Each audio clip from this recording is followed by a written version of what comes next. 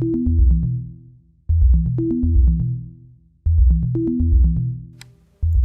everyone, it's Brittany of BZ Art. Today we're going to make my shoulder dragon pattern. So a couple things before we get started. There is a lot of background noise, especially today. So I do have birds in the craft room. There are 3 of them. They may scream, they may say weird things, and you might hear them rustling around. I also have my dog who is barricaded out of the craft room but trying desperately to get in here. And it is a sunny day and everyone in the world is home because of the coronavirus, and so everyone in the world is mowing their lawn. There's also construction, and there has been in my house for about 6 months now. They've been tearing up the sidewalks and the driveways to replace the gas lines. So, with all that said, I am very sorry about the background noise. And if it bothers you, you might want to skip this video or turn off the sound. I will try to get it subtitled so that you can read those. Another thing that I wanted to talk about was the fact that this pattern is also Simplicity 8715. So I licensed this pattern to Simplicity. That's why my logo, or the old one, is right there. This is my pattern. It's not Simplicity's. A lot of people have accused me of stealing it. I'm not stealing it. They pay me to sell it. So I also want to talk about that because I do get a lot of questions about it. So Simplicity actually approached me. They sent me a message on Etsy, which I gotta tell you, I thought it was a scam at first. And they asked if I would be willing to license my pattern. So after some back and forth and looking at the contract, which stated I would still be able to sell it myself, which is one of the most important parts to me, I went ahead and signed the contract. So how this works is I sent them the 3 dragons in the photo, which they actually almost copied exactly the photos I took, including getting a white couch, which I thought, it just made me laugh a lot. Anyway, they paid me a dressmaker's fee to create these 3 and send them to them, and then they did this photography. And then I sent them the pattern pieces themselves. So those are exactly the same. They literally just trace over them and add their own markings. And then Simplicity writes all their own instructions and draws their own step-by-step photos. And they're just drawings. They're not photographs for Simplicity. So the difference between their pattern and mine is, thing 1, the only place you can get a digital download is from me. If you see anyone else selling a digital download, they are stealing it. And that is wrong. And it hurts my business a lot when people do that. So please let me know if you see someone claiming to sell a digital version. There are no digital versions. The other difference is obviously I use photos instead of illustrations, and some things are just in general going to be different. So if you own this pattern and you're trying to follow along step by step, it's not going to be the same because there are some things that they do that are different from what I do. Not significantly, but just the order. And I think that they also have you put stabilizer on it. So, yeah, I'm not seeing it off the top of my head, but there are some places where they add stuff I don't necessarily add. So, that's that. So we're actually going to make this dragon with a mane, because I feel like the faux fur mane is the hardest. But we're going to do one of these tail spikes instead of a foofy mane tail, because I feel like these tail spikes are harder. So this way, you can kind of generalize the rest of them from here. So, to get started, I'm going to do the horns. So, with any small pieces, I like to just cut out, I trace the exact sewing lines, and I cut out a big area around it. And I find that that makes it a lot easier for me, because I don't have to worry about lining up the edges exactly, and I have more to hold on to. And if you're sewing this, you're probably going to want to use pins and pin it in place, because minky is a very slippery fabric. But I actually have this built-in IDT system, it's called. I think it's called the IDT system. It's a built-in walking foot that will evenly feed my fabric. And I've also just been doing this a long time, so I don't tend to pin my fabric. But you may want to, and I'm just going to warn you that now. So you're just going to go ahead and sew all the way around the horn. Don't leave a space open for turning. We will create one later.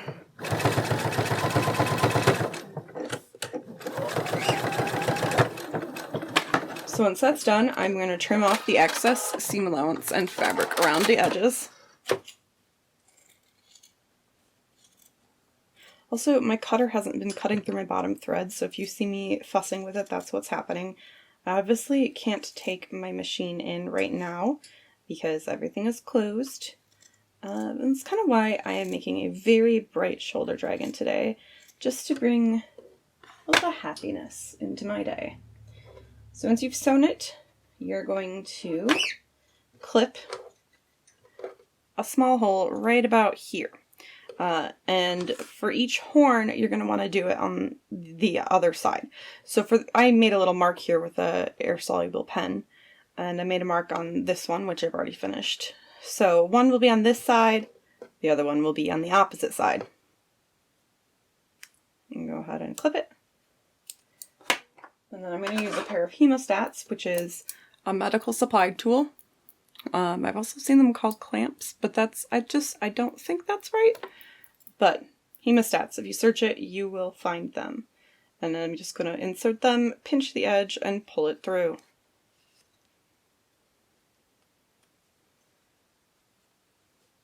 And then I'm going to stuff it through that hole. And again, I'm just going to use the hemostats.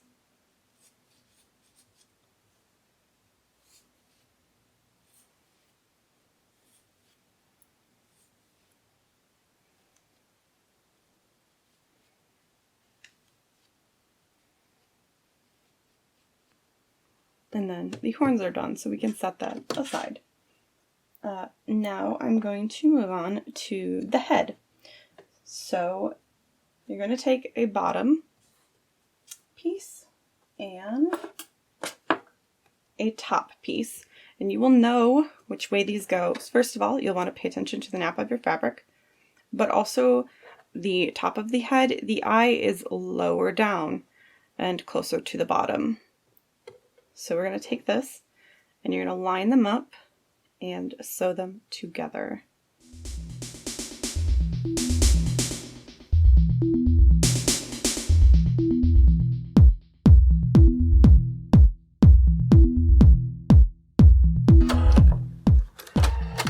Another thing I forgot to mention about the Simplicity fabric, or not fabric, pattern, is that I do make money off the sales of that. I make a small, quite small, commission, I guess is the word. I'm not sure. I'm having a word blank moment, but I make a very small percentage of each of the sales of that.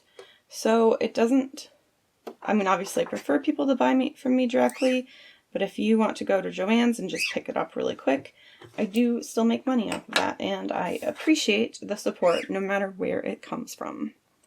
So, moving on. I've already done the same thing there for the other side of the head. It's a bit wonky, but it will do. And then we're going to take a piece of the faux fur. This is the head mane, I think it's called. It's been a while since I've looked at the labels on this pattern. And I'm just pulling the extra fabric off of this. So a couple things about faux fur. It's terrible. If you have breathing problems like asthma, or just in general you're sensitive to having like hair on your face, you might want to wear a mask when you're doing this. These little furs can just get everywhere and it's a disaster. And I know for me personally, it makes me cough and sneeze a lot. The other thing is you're going to want to cut the back of it with a X-Acto knife or something like my little crane scissors, where you can carefully wiggle your way between the hairs and clip just the backing. If you try to cut this with scissors, you're going to hack off the ends of the fur on accident, and it's not going to look nice. So there's that. And then I also, if you saw me doing this, I'm pulling all of this extra fur off so it doesn't get stuck. And so then what you're going to do is you're going to take it and you're just going to brush all the fur out of it, like to the side. And you're going to want to make sure it's running down, and you're going to start pinning it here. So start here, fur runs down, and keep it brushed out of the seam. I'm going to pin this in place actually, because if Minky's bad, faux fur on Minky is the worst.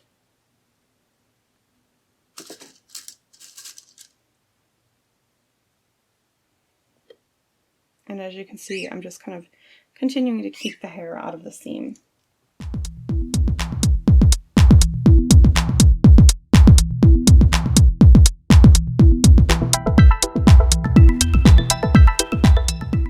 So you're just going to sew this now to the one side of the head.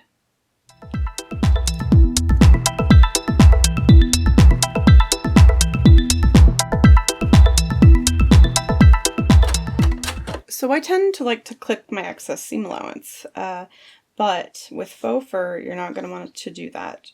And clipping the excess seam allowance, it just lets you get a better curve without puckering. But with faux fur, if you just take your scissors and cut as close to the seam allowance as you can, what's going to happen is you're going to end up cutting off this fur, and this will pull through and it will shed terribly, and it's just going to be a mess. So your best option is to just make little clips. Like so. And you don't clip the seam allowance, then you'll have to re-sew it, but close. And then you're going to sew the other side of the head to it and to the mane. So I'm just going to go ahead and now pin all of this together. I'm going to start here just to give me a good point to start lining things up. And again, do your best to keep the faux fur out of the seams.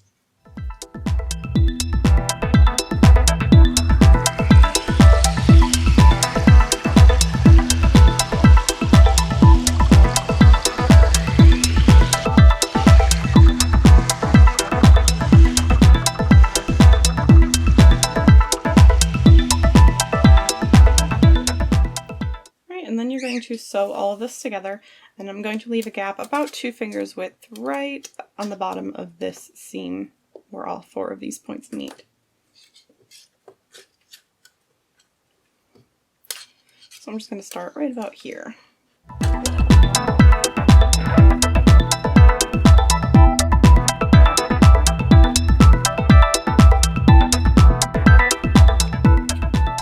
So I'm going to cut off the extra seam allowance.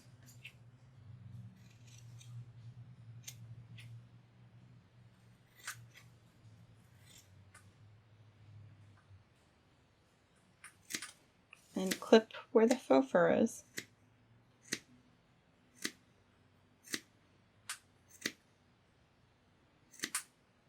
Can you hear my bird copying the sound of the scissors?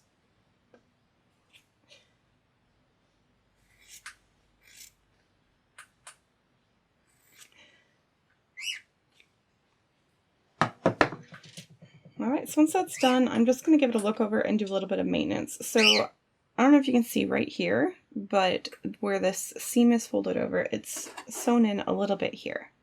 And that's going to show through the other side as a pucker. So I'm just going to take my scissors and snip it close to the seam allowance, and that lets it come free. It didn't happen so much on this side. And a little bit here. This is a very common problem with the head for me.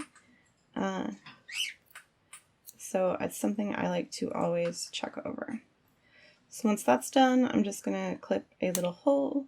You can also use an owl, a WL, to poke a hole in. And you don't want to break too many of the fibers basically, or the eye will eventually poke its way through. You're more about just making a small hole and stretching it. Or poking between the fibers and stretching it like with an owl. And I'm just going to secure my safety eyes. And these eyes are actually, so they're a, I don't know if you can see it, they're a clear, what's the word I'm looking for? Clear acrylic eye. And what I've done is I've just painted the back of him with an acrylic paint that is color shift. And so I've made my own custom safety eyes. And that's really easy and something that you can do too.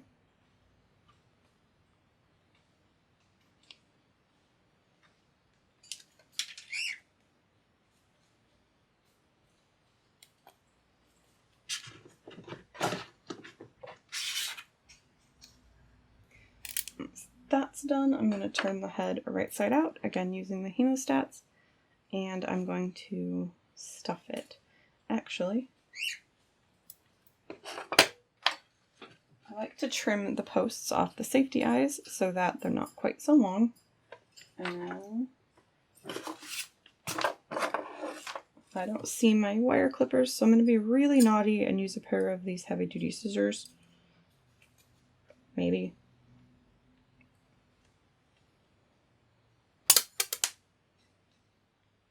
Don't do this. You're going to ruin your scissors.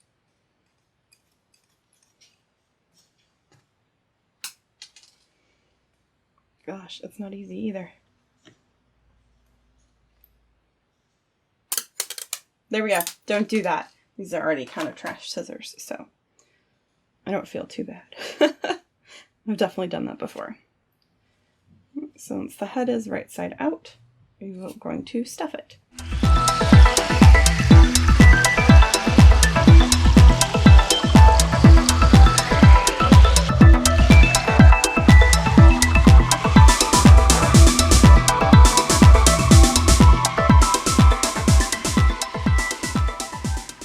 Once that's done, I think it's really cute. I think it looks like a little neon punk rock dragon. I'm going to just sew this shut very quickly with a ladder stitch. I found that you can actually skip this step if you are really pressed for time. I just think that this is nicer, especially if your dragon comes apart later, because this will mostly be hidden when you sew it to the body. So not in the thread, I think. To do a ladder stitch, you're going to come from the outside of the fabric, going in, and come immediately back out. And then you'll go across and do the same thing, in and immediately back out. Hopefully your thread won't have a tiny little knot that you're ignoring.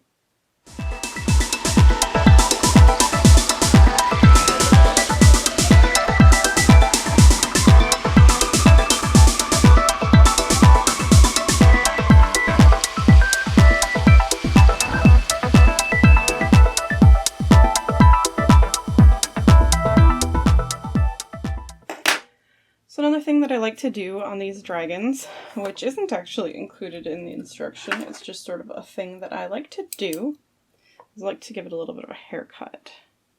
So along here, I'll usually take it and clip off any stragglers and just give it a bit of a shaping here.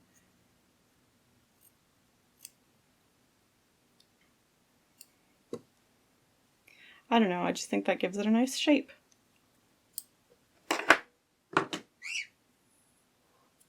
Another thing that you can also do, which I think looks really nice, is that I'm going to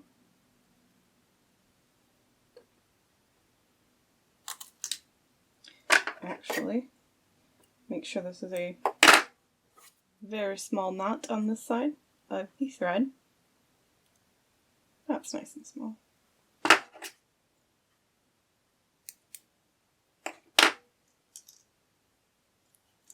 And I'm going to insert it right here, about here on the nose, poke it through,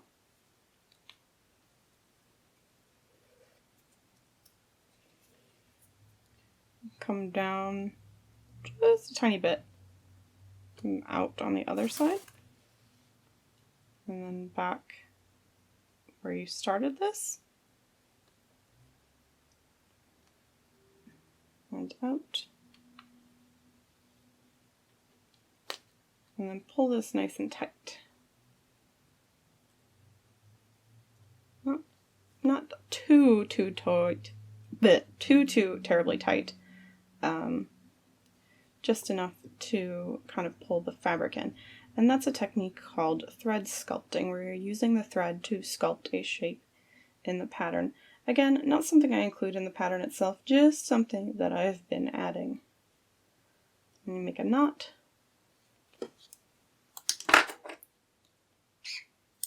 And then that gives you a little nostril shape, which I just think is fun.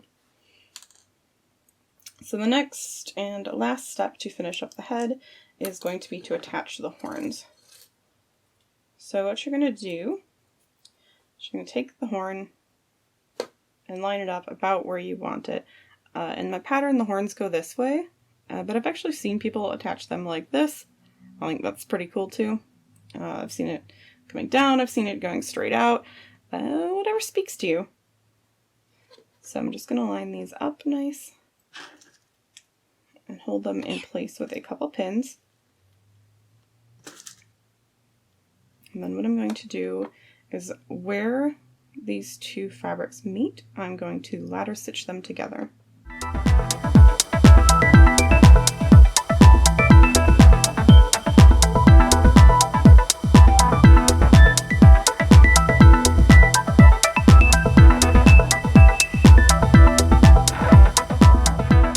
And I'm just going to repeat that step for the other side.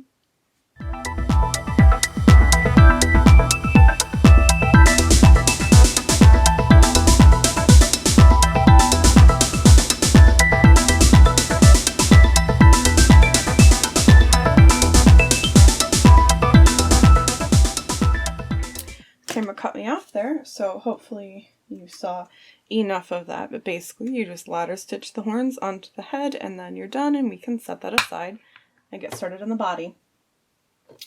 So this part is really tricky for people to attach the legs. So the method that I use is designed to let you machine sew on the legs. So I've already done it to the other side of the body, and machine sewing them on to me is just a lot faster than hand sewing them, and it's a lot easier on my hands. I have a lot of problems from sewing for so many years, so anything I can do to save my hands, I will do.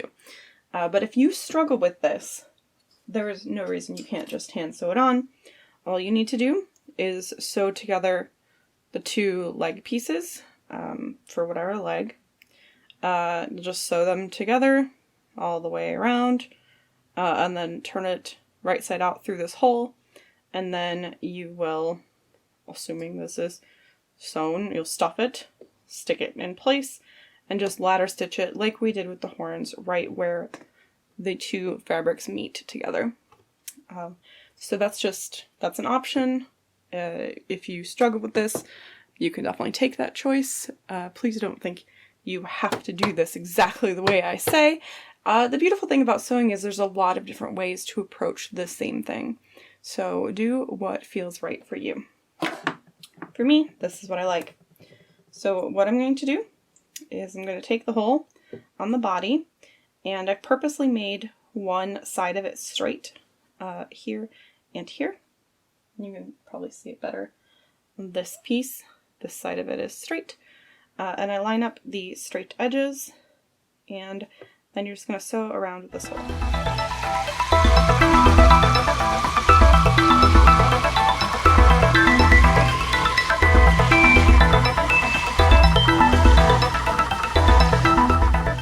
So one of the most common issues for me is that it slides around a bit, and I find that this happens even when I pin it, just because it's such a small area. So I just flip it over, I check, there's a little bit here that didn't get sewn in.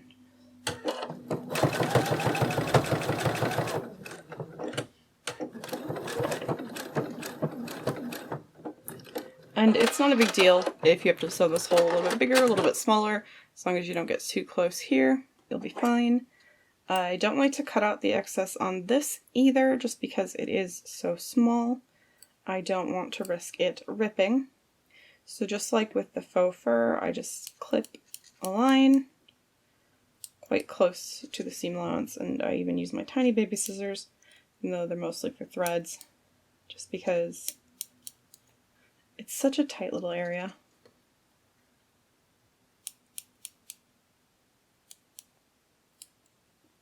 and I don't want to risk accidentally chopping through it with my giant scissors. So I'm going to repeat that for the front leg.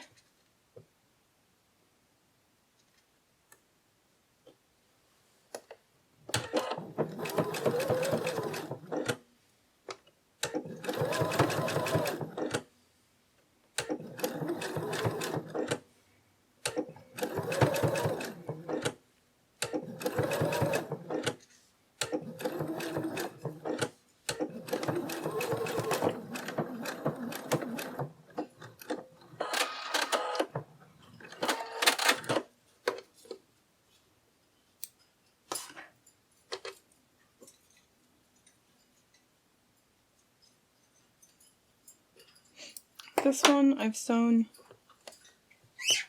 on both sides, but it's very close, so I'm just going to go over it again so it doesn't rip out.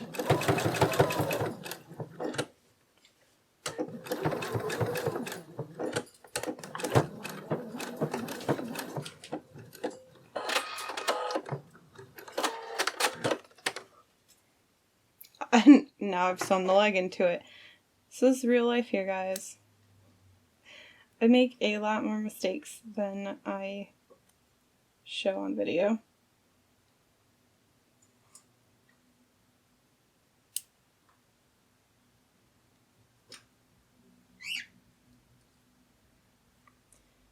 I think that's okay.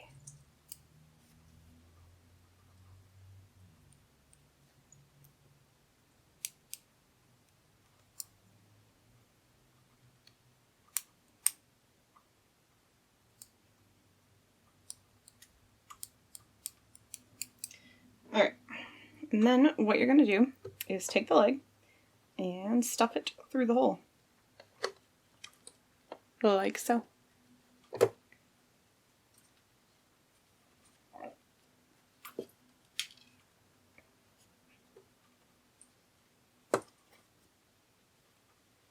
And once they are through, you should have something that looks like that. And what you're going to do is line up the right side and the right side of these leg pieces. You're going to want to pin these. I'm not going to. As we have seen, I am a rebel. And then you're going to sew all the way around.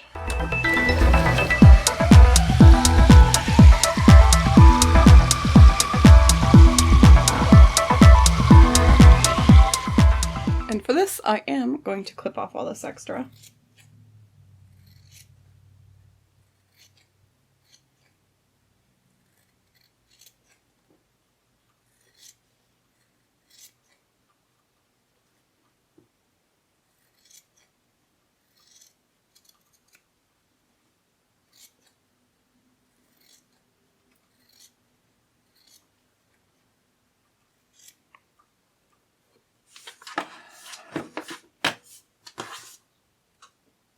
And you're going to repeat that step with the front leg.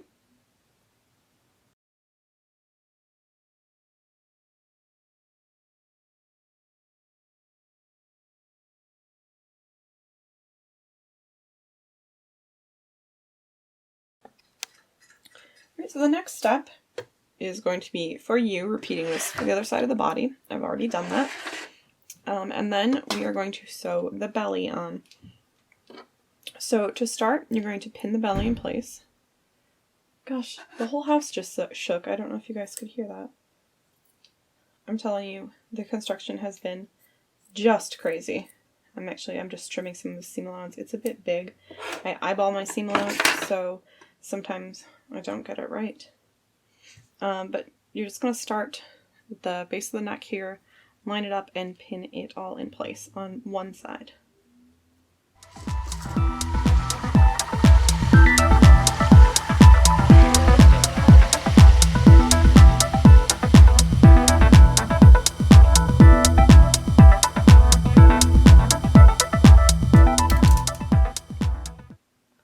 Alright, so once you're done pinning it, you're going to sew it.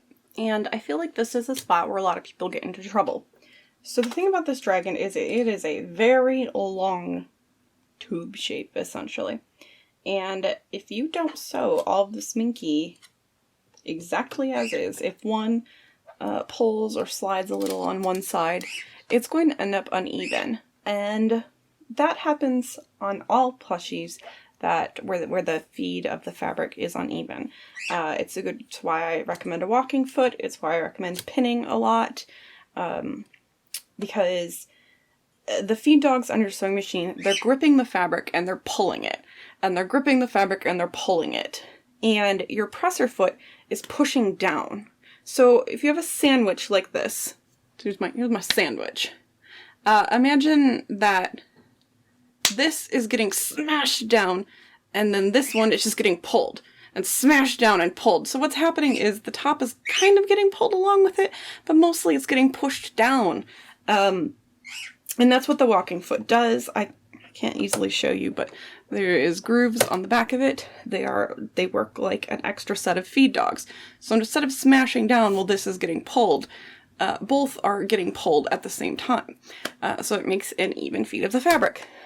So on smaller areas, or on areas that aren't so tube-shaped, you might not notice that uneven feed of fabric, or it might actually even look kind of nice to have your plushie kind of leaning one way.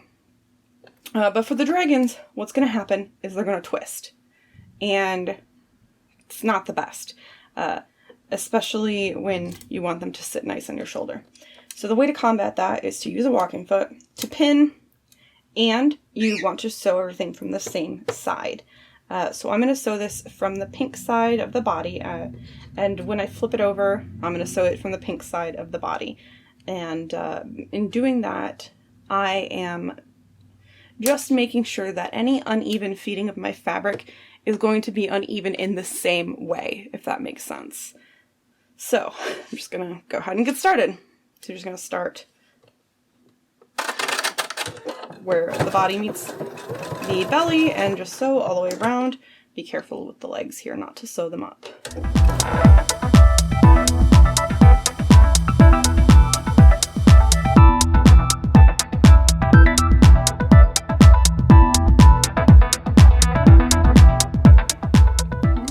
So once that's done, we are going to pin the other side of the body in place to this side of the body in the belly. And I don't know if you guys can see, but a rainbow has joined us. I keep crystals in my window so that when it's sunny, I get rainbows. It helps lift my mood because I do work from home every day, and I find that just little things like that can really make your day. So I think it's a nice sign, a nice sunny happy rainbow, a nice sunny happy project, and everything is going great. So I'm going to start by pinning it to the belly.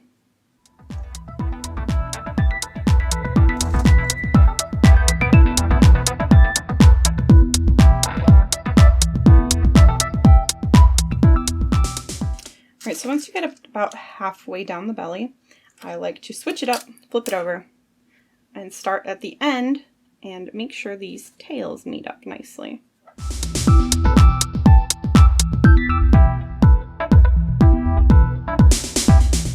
So by doing this, I find that it helps the fabric kind of meet in the middle rather than a little bit off, a little bit off, a little bit off, a little bit off, and then you get to the end and you have like an extra inch of tail, which I've done before, and it's not fun to try and figure out where your mistake is.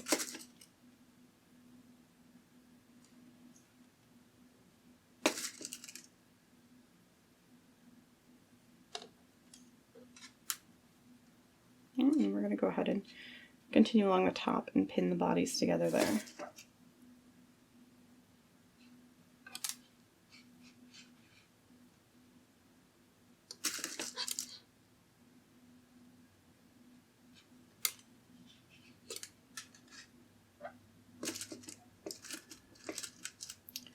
And I forgot that we're doing a mane.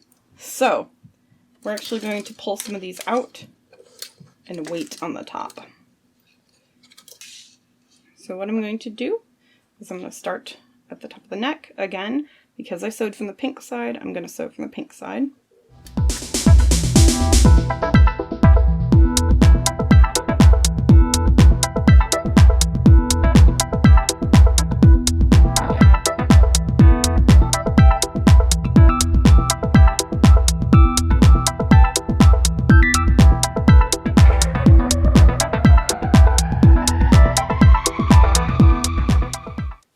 so once you've done that, we're going to start pinning on the mane. So one thing I like to do here before we start is clip a little bit into the seam allowance here. This lets us turn it a little bit nicer later.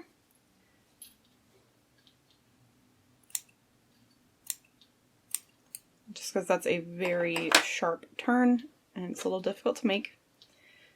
So you're going to want to make sure the fur is going this way. So you start at the top here, and you're going to pin this to the top of the neck. And again, just like with the head, you're going to want to move all of the fur out of the seam allowance as you go, and just do it onto one side. So I'm going to go ahead and do that.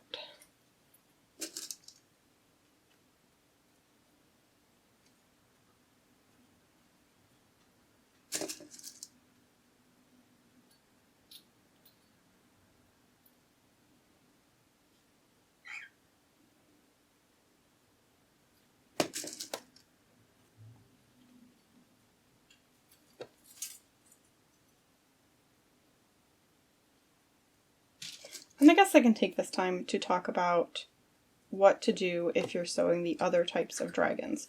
So, if you're going to sew a plain dragon, you would have just pinned the two sides of the body together and sewn all the way around, and that would have called it done.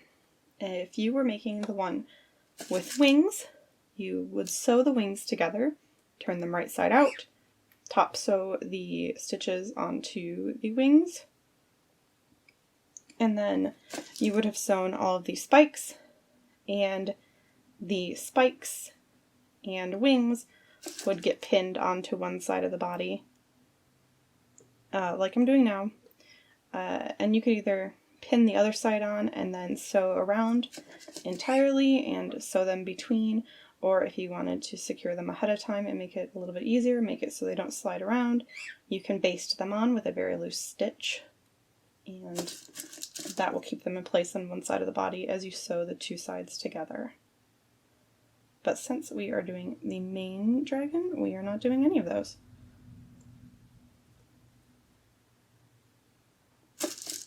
And just like with the belly, you're going to want to sew this from one side and keep it the same on both sides. So again, I'm going to choose to sew from the pink side. And just be mindful that you're not sewing a bunch of fur into the seams.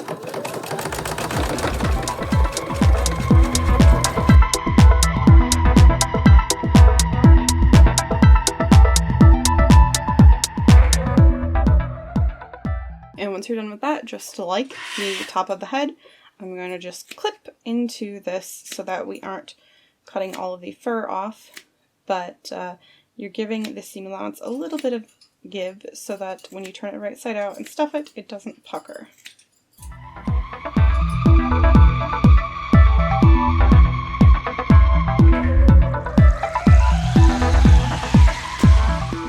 And once that's done, we're going to pin the other side of the body onto the mane all the way down, and then there's just a little bit there left, then that will get pinned together. So I'm going to go ahead and do that.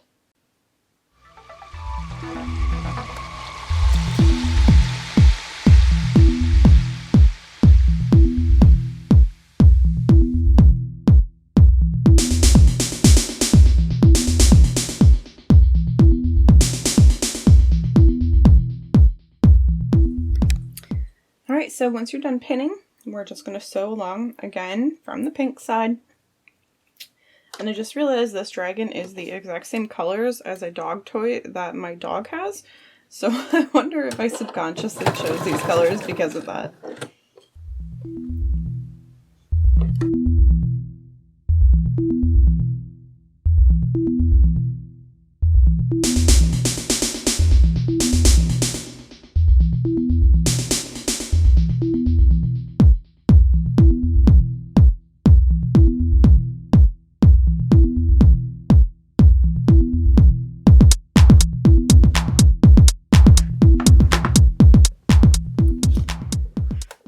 Alright, so once you're done with that, it's time for my favorite part and then my least favorite part.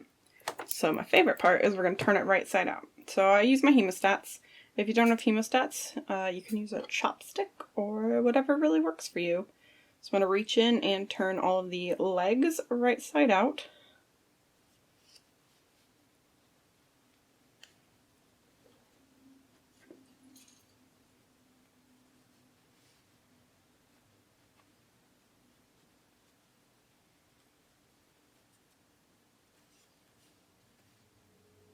And then I'm going to grab the end of the tail and pull the whole dragon right side out, which I find utterly satisfying.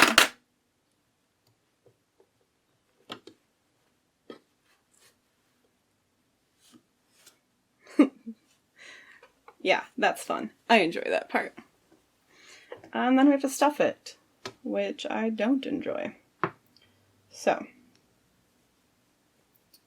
the best way to stuff this, and I have seen some people leave an opening here in the belly so that they can get to the bottom of the tail easier. That's perfectly fine if you want to do that. I happen to have a stuffing fork.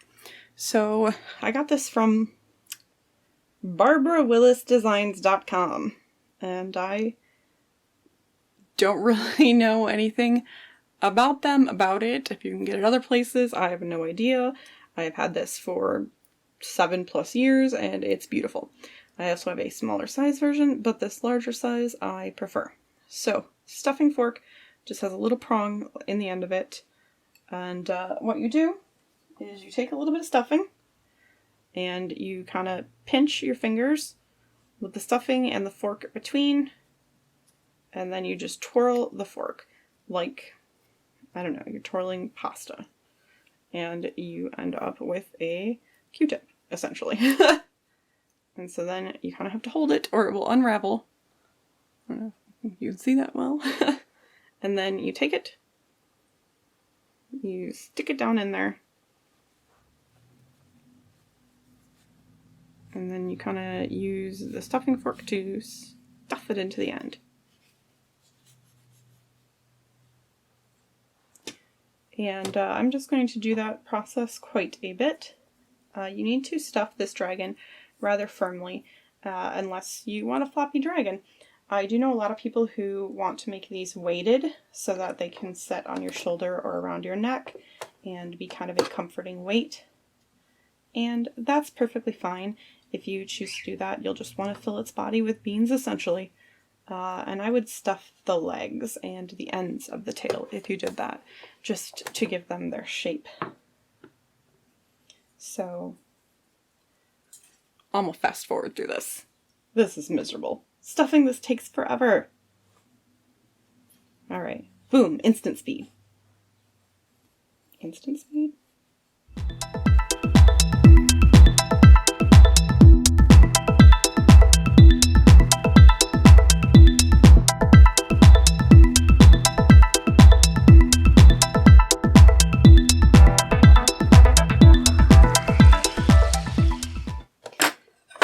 Alright, so once you've stuffed a good portion of the tail, almost up to the back legs here, you're going to want to stuff the legs before you stuff the body.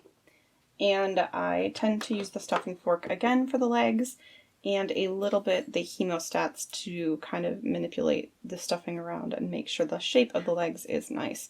So you're just going to put the stuffing in and then shove it through the hole. And that is the sound of a cockatiel who knows it's spring and would like to make some little cockatiel babies. So I'm going to go give her a little cold shower and I'll be right back. Alright, I am back, and side note, I don't actually give them a cold shower. I give them some filled up little foraging toys wrapped in paper so that they get distracted with food instead of getting broody. So, pro tip if you have birds. So we're just going to continue stuffing the legs. And it's not super easy to stuff them through the small hole. So I do like the stuffing fork and the hemostats for that reason, because you're going to want to have to, and I don't know if you can see that super well, but I am stuffing the fabric up into the top here, and I'll stuff it all the way around so that it fills out the shape of the leg nicely.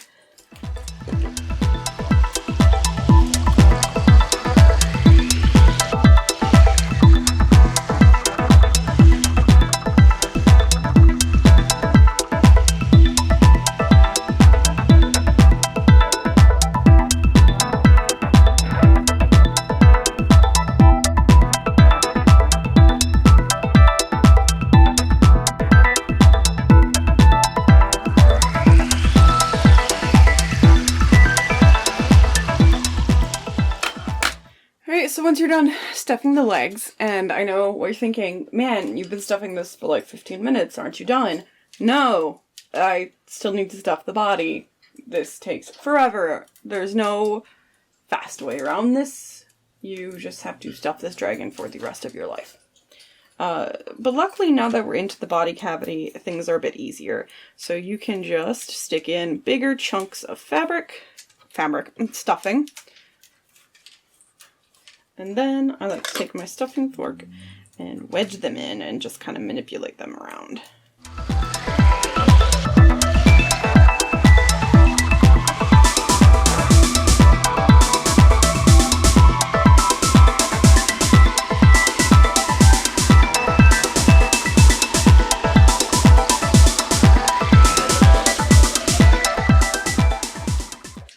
Right, we did actually make it to the end. So, as you can see, I've stuffed it until you literally can't get any more in there.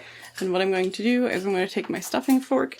You could use a chopstick or just your finger or even the ends of your scissors, whatever really. I'm just going to use it to pack the stuffing in to the neck here.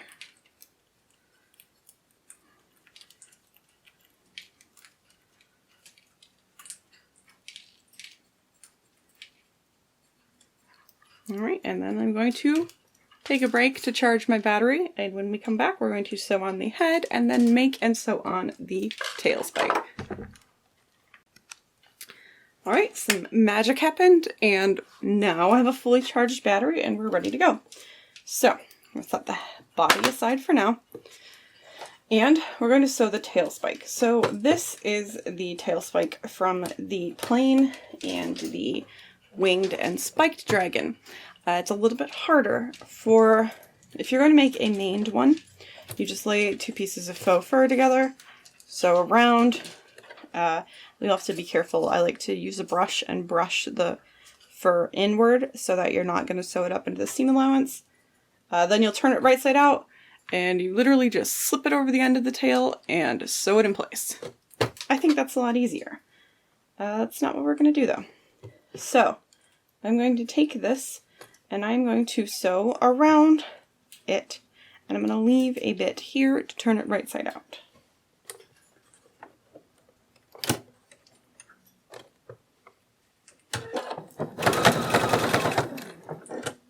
And just like with my horns, I usually just cut a big square around this.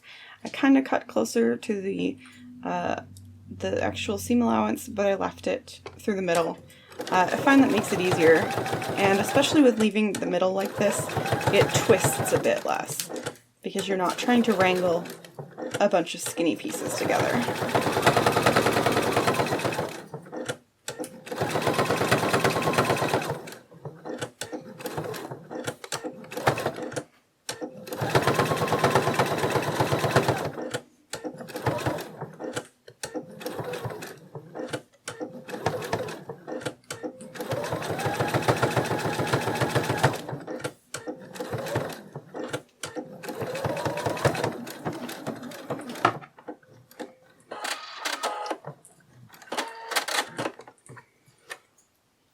Now I'm going to cut off the excess here.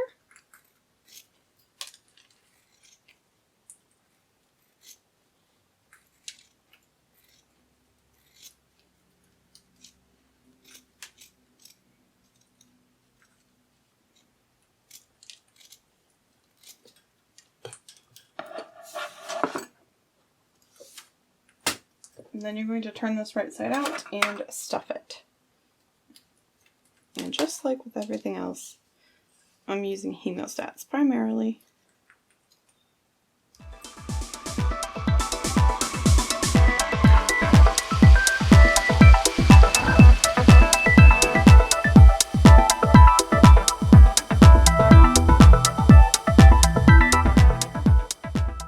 So once you're done stuffing this, you're going to ladder stitch it closed.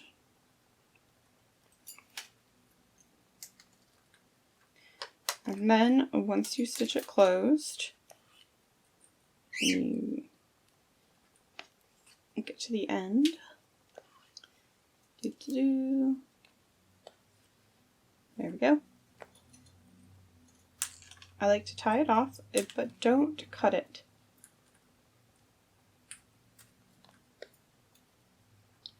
And the reason why I don't like to cut it is because, I mean, there's really no reason to. You're going to take it, go right through and out at the top there on the inside seam. And then you're going to take your tail spike and you're going to take your dragon, and the tail spike is going to go right over it. Oops, my hand's in the way. The tail spike is going to go right over the tail like that. So I actually set the dragon on my sewing machine, let it set over it like a shoulder, and I put the tail spike right there, and where it meets up, you're going to ladder stitch it to the tail.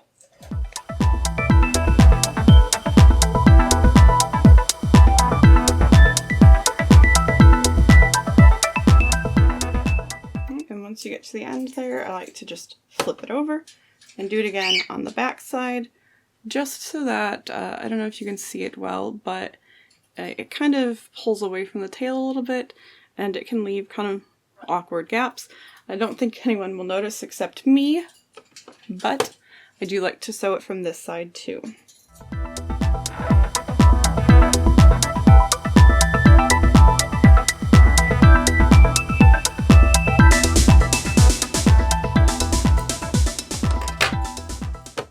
So the final step is going to be to, goodbye.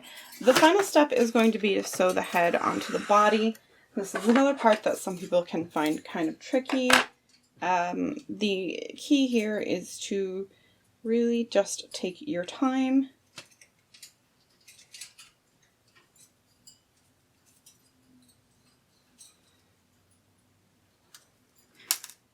Sorry, had to focus. The key here is to really just take your time and to use the seams to help line everything up. So here's the head. You've got the top seam here where the two body parts meet. You've got the neck seam here. And so on your dragon, you've got the seam here where all four parts meet. And then you've got this bottom seam here. So what you're going to want to do is make sure where all four of these meet is right there on the top of the neck. And then this middle seam, you're going to want to line up right in the middle of that belly. And I just lost my needle and thread and it got stuck exactly where I could reach it on my tripod, so it still remains a very good day. So what I like to do is I like to kind of place it there and pin. So I'm going to put it here and just kind of loosely, terribly pin it on.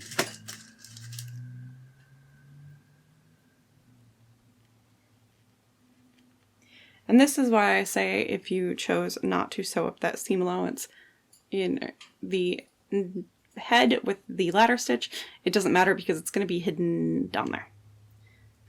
So I've pinned it on in a couple places. It's kind of holding it. Do one more. Be careful not to poke yourself. I have a feeling I'm going to poke myself anyway. And then you're just going to ladder stitch it in place for areas like this and just kind of make sure everything is tucked out of the way. And you're just going to want to come, just like the other ones, through the top and then in and out.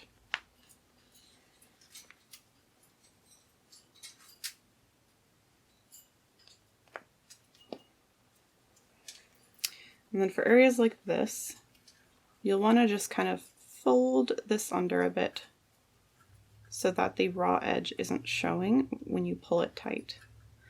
I don't know how well anyone can see that.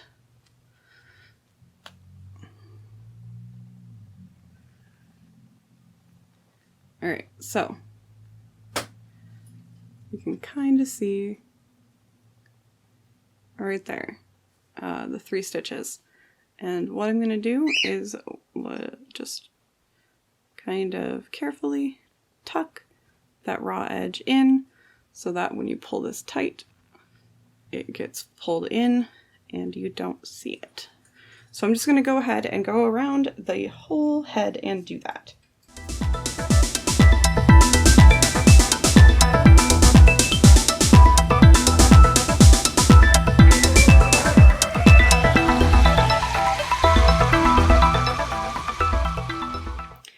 So once you get to the end here, where you can just kind of fit one finger left in, I like to take a little bit of stuffing and stuff through this open hole. And the reason why I like to do this is I think that it stops the neck from flopping around. So I'll show you what I mean. Without that, when you shake it, you kind of see how it'll wiggle. And I mean, that's not necessarily a bad thing. Like I said, I'm just a perfectionist. Maybe you would like a bobblehead dragon.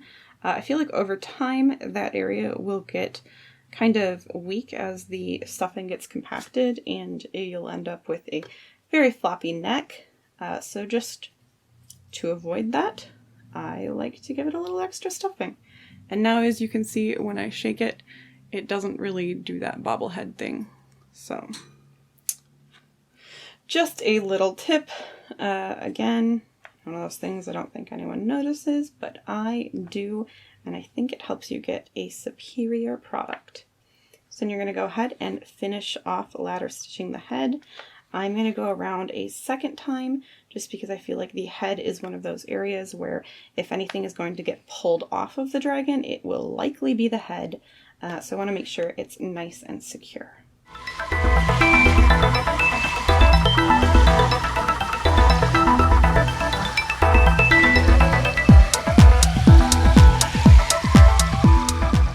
Alright, so once that's done, you are finished. So a little bit of housekeeping tips. I like to go through and just give the fur a pull. I don't know if you can see how much of this is coming off, but that just helps get any more of that loose fur. I mean, don't pull hard enough that you're ripping it out on purpose.